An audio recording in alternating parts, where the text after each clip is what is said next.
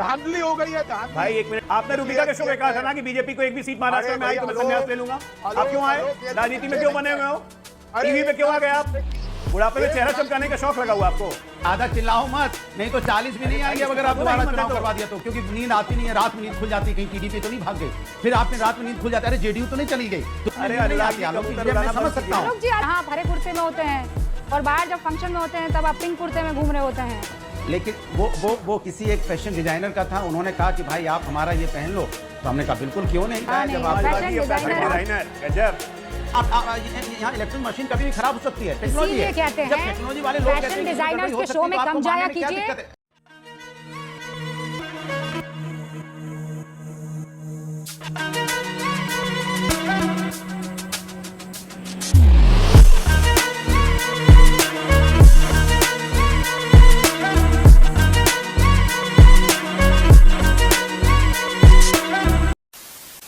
नमस्कार दोस्तों, स्वागत है आप सभी का। आप देख रहे हैं द खबरी शो। दोस्तों आज की डिबेट वीडियो होने वाली है बीजेपी के प्रवक्ता अजय आलोक, न्यूज एंकर रूबिका लियाकत और समाजवादी पार्टी के प्रवक्ता अनुराग भदौरिया के बीच में। दोस्तों डिबेट में अनुराग भदौरिया पहले तो बोल रहे थे कि ईवीएम खराब है, लेकिन थोड़ी देर बाद ही बोलने लगे कि चुनाव दोबारा से करा दो तो बीजेपी 40 सीट भी नहीं जीत पाएगी। अब दोस्तों उसके बाद पहले तो अजय आलोक ने इस हरे कुर्ते को धोया और उसके बाद रूबिका लियाकत ने इसको निचोड़ दिया। दोस्तों वीडियो बहुत मजेदार होने वाली है, आप सब अनुरोध अंत तक जरूर देखना।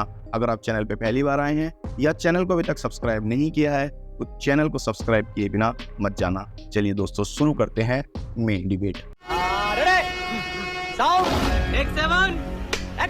देखिए ऐसा है, किशोर जी हमारे एंग्री ओल्ड मैन हैं, इतने प्यार से आज बोल रहे हैं तो बहुत अच्छी बात है। लेकिन किशोर जी कल लगता है, आज ही लगता है आपने चुनाव आयोग का प्रेस कॉन्फ्रेंस सुना नहीं लगता है?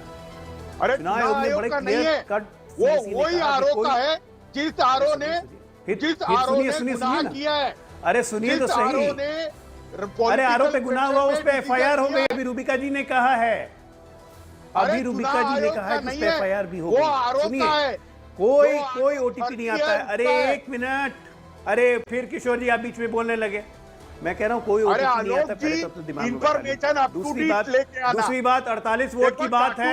एक मिनट 48 वोट की बात है। अरे सुनिए ना, अरे चाटू भाई पूरी बात तो सुनिए, फिर मैं आपको याद दिला दूंगा। ऐसी बातें नहीं, मैं आपको फिर याद दिला दूंगा। किशोर जी ऐसी बातें नहीं, मैं आपको फिर याद दिला दूंगा। किशोर जी ऐसी बातें नहीं। ओके, मैं फिर याद दिला दूंगा। करप्ट है ये आरोपी।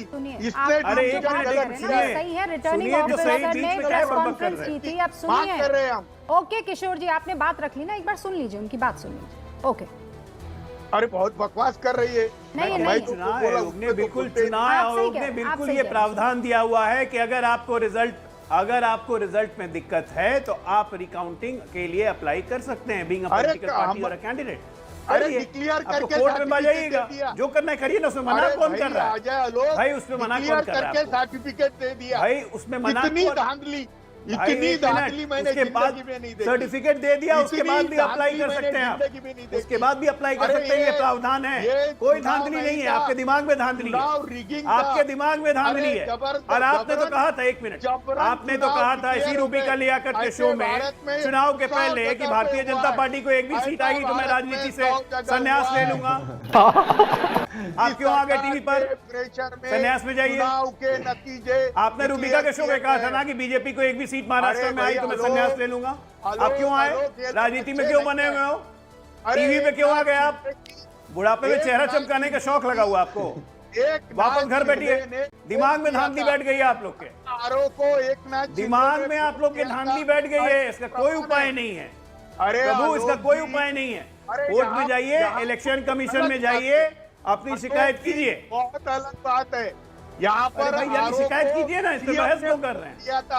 धांधली हो गई है धांधली। भाई एक मिनट, मैं तो कह रहा हूं कि अगर अभी भी ईवीएम पे इतना डाउट है तो सारा विपक्ष, ये हरा कुर्ता वाला इंक्लूडिंग, और कांग्रेस पार्टी इस्तीफा दे दे कि हम नहीं मानते भारतीय लोकतंत्र को ईवीएम से जो हुआ है। जितने जीत के आए सब इस्तीफा दे दे। हिम्मत है कि भाई ईवीएम से हुआ, हम जीत गए लेकिन हमें भरोसा नहीं है, हम इस्तीफा दे देते हैं। अजय आलोक जो बात कह रहे हैं, अनुराग भदौरिया जी, पता नहीं कौन करेगा। देखिए रूबिका जी, अजय आलोक को मेरा एक सजेशन है, बहुत ही विनम्र सजेशन है। पहले ईद की सभी को मुबारकबाद। रूबिका जी आपको भी ईद के दिन हम सब लोग डिबेट कर रहे हैं, ये इसके लिए बहुत सारी सभी को शुभकामनाएं। और आपकी जो गूंज है आपने कहा दूर तक जाएगी, बिल्कुल दूर तक गई है। अरे सुनिए दूर तक जाएगी, दूर तक गई है और लोगों तक पहुंची है। इसलिए अजय जी दोबारा सुनिए, अजय आलोक जी सुन लीजिए, बीच में नहीं बोला, ये मत कहिए कि दोबारा चुनाव, सुनो आप नहीं, मैं कह रहा हूं कि दोबारा चुनाव करने को मत बोलिए। गूंज दूर तक चलेगी, गांव तक। दोबारा चुनाव करोगे तो 240 आए, 40 दे दो ना, हिम्मत जुटाइएगा और कर लीजिए, अपने नेताओं से बात करके दोबारा चुनाव करवा लीजिए। 40 में ना रुक जाओ तो आप कहना तो बच गए हो, आपका सम्मान बच गया, इसलिए बचाए रखो, ज्यादा चिल्लाओ मत, नहीं तो 40 भी नहीं आएंगे अगर आप दोबारा चुनाव करवा दिया तो। क्योंकि गूंज गांव तक पहुंच चुकी है कि भारतीय जनता पार्टी देश के मुद्दों पे बात नहीं करती है।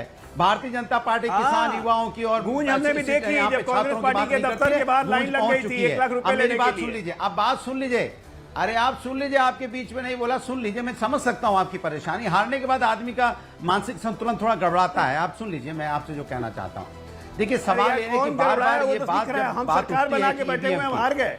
मैं समझ में आ रहा है, मुझे आ रहा है, मत में है आप, रोज नींद आती नहीं है, रात में नींद खुल जाती, कहीं टीडीपी तो नहीं भाग गई, फिर आपने रात में नींद खुल जाती, अरे जेडीयू तो नहीं चली गई, तो किसी तरह से अरे मेरा मकान तो सुबह नहीं चला जाएगा जो मिला है। तो इसलिए भैया आपकी नींद हो चुकी है, आपको नींद नहीं आ रही है।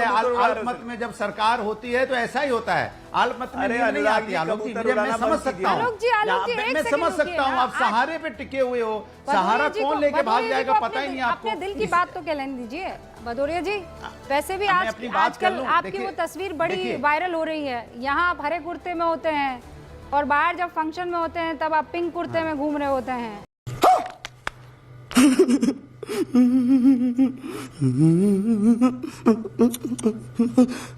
बहुत बुरे लग रहे, तौबा तौबा तौबा, थारा मूड खराब कर दिया।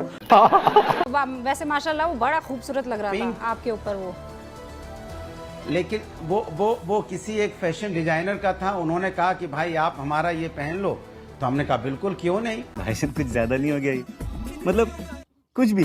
कितने गरीब गुरबा किसान है, फैशन डिजाइनर गजब हैं। अरे भैया समाजवादी और फैशन डिजाइनर, हमारा आप पहन लोगे तो हमारा काम ठीक हो जाएगा। 2 तो हम करोड़ लोग तो की लोगों की मदद करने के लिए होते हैं। अगर समाजवादी मेरे पहनने से किसी का काम अच्छा चल जाता हो तो पहन लिया, क्योंकि हमें तो पहनना नहीं होता है। अगर किसी की दुकान अच्छी चल जाए मेरे पहनने से तो क्या बुराई है उसमें, कोई बुराई नहीं। हम लोग तो समाजवादी लोग हैं। लंबोर्गिनी किसके पास है? अच्छा सुनिए, अरे अनुराग जी नहीं देखिए बड़े लाइटर नोट पर था, आप वाकई बड़े स्मार्ट लग रहे थे। उस पर मुझे कॉम्प्लीमेंट देना जरूरी था। हर बार आपका विरोध नहीं कर सकते। धन्यवाद आपको। नहीं वो तो मुझे पता है कि आप विरोध के लिए ही है, लेकिन आप थोड़ा मेरा सपोर्ट कर दीजिए, मैं अपनी बात कह लूं। वो हाईजैक की हुआ है भारतीय जनता पार्टी के प्रवक्ता। आप तो अब मैं बात कर लूं अब अपनी। देखिए मैंने कई बार बोला कि भाई इस देश के अंदर में मशीन है।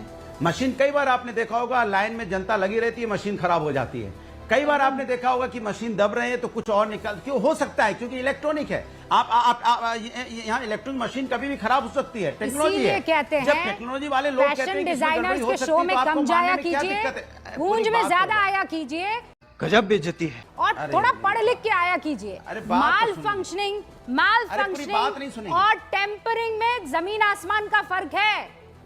अनुराग पूरी बात हो जाएगी तब तो आपके जमीन आसमान का फर्क है। की बात कर रहे थे, बीच में आपने सपोर्ट मेरे पास एक आईफोन आपके पास, वो मैल फंक्शन कर सकता है, की सरकार थोड़ी है जो गिर जाएगी। आप मेरी बात तो सुनिए, अभी आपने कहा था सपोर्ट कर रहे, अब आधे पे ही आप कूद पड़े, अब बात ही नहीं सुनना चाहते। अब आधी बात पे आप कूद पड़े, एनडीए की सरकार थोड़ी है तो मैंने बात गिर जाएगी। मुझे अपनी बात समझा दिया ना। अभी आप सपोर्ट कर रहे, तभी आपने आधे में, मैंने 15 सेकंड बात नहीं की, आपने खींच ली मेरी बात। अरे मेरी बात तो पूरी होनी चाहिए। मैं कहता हूँ कि भारतीय जनता पार्टी को भी तो मेरे साथ होती है, भारतीय जनता पार्टी को मेरे साथ आके खड़ा होना है। एक बार रुकिए ना, अरे रुकिए, मेरी बात पूरी हो जाए। के लिए अलग से स्ट्रांग रूम होता है। अच्छा मेरी बात सुन तो लीजिए। अब आप अपना एजेंडा चलाना है तो मुझे बोलने ही नहीं देना है, तो बात ही खत्म होगी ना। अब आपको लग रहा है कि नहीं मुझे अपनी बात, अरे प्रवक्ता मैं हूँ, अब प्रवक्ता आप थोड़ी हैं, आप प्रवक्ता भी बन जाएंगे, एंकर भी बन जाएंगे, तो काम नहीं चलेगा ना रूबिका जी। आप एंकर ही रहेंगे, हम प्रवक्ता हमें रहने दो, मुझे बोलने दो, सवाल का जवाब दे दो। आप सवाल भी पूछेंगे, जवाब भी देंगे, फिर सवाल पूछेंगे, जवाब भी आप अपने हिसाब से दे देंगे, मतलब अपने हिसाब से इसको सूट कर रहा हूं। कमाल की बात कर रहे हैं आप, बोलने नहीं देते।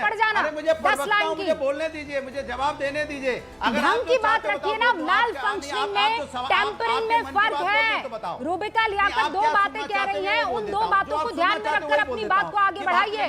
मैल फंक्शनिंग मशीन में, टेम्परिंग उस मशीन में, क्योंकि वो वन टाइम रीडेबल प्रोग्राम होता है। भगवान प्रभु को इनको क्यों नहीं समझा देता सत्य प्रकाश जी? हमको मारो, हमको जिंदा मत छोड़ो सालो। हम कोई मंदिर का घंटा है कि कोई भी आके बजा जाता है।